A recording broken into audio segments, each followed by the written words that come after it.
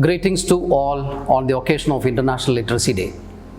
It has been celebrated on the 8th of September all around the world since 1967. What prompted the UNESCO to devote a day on literacy? On the website of UNESCO, one could find the answer. It says, literacy is a human right, a tool for personal empowerment, and a means for social and human development.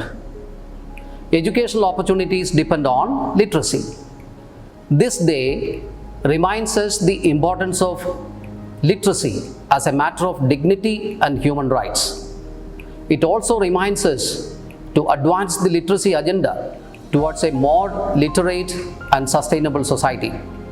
Keeping in mind the COVID-19 pandemic, the theme for 2021 is Literacy for a Human-Centered Recovery, Narrowing the Digital Divide. 50 plus years have passed since the first celebration of International Literacy Day. The world has witnessed enormous progress in almost every sector during this period. If we go by the simple definition of literacy, the ability to read and write, the world should have been completely literate by now. However, the concept note published by the UNESCO recently shows that literacy challenges persist with at least 773 million young people and adults still lacking basic literacy skills even now. The scenario in our country is also not different. Barring a few states like Kerala, Mizoram and Goa, where the literacy rate is about 90%, most of the states are still hovering around 60 to 80%. A close look at the underdeveloped or developing countries will reveal that literacy is still a grave concern in these countries. This reiterates that literacy should be at the core of the development agenda to accomplish sustainable goals.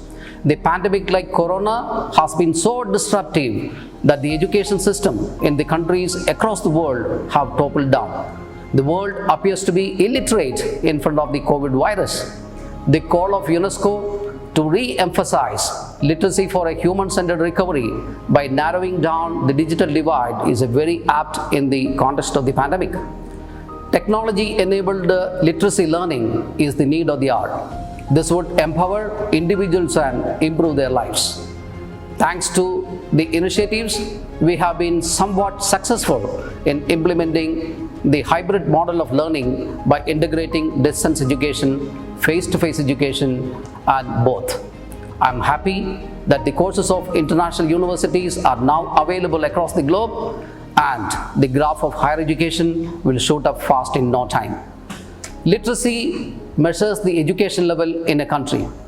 For a country to be proud of literacy, the higher education sector should be strong. Very sad to say that the gross enrollment ratio in this sector is around 28%, and as per the national education policy, we might achieve 50% by 2035. A lot more has to be done to invigorate the higher education sector in our country. We can't sleep till we achieve full literacy. As we celebrate the International Literacy Day today, my humble request to all of you would be to educate at least one non-literate youth and adult in your neighborhood locality. Let us make technology-enabled literacy learning inclusive and meaningful to build a more egalitarian society where people live in harmony with nature. SIMS vouches its commitment to advance the literacy initiatives through its people and resources for dispelling the darkness of illiteracy from our region.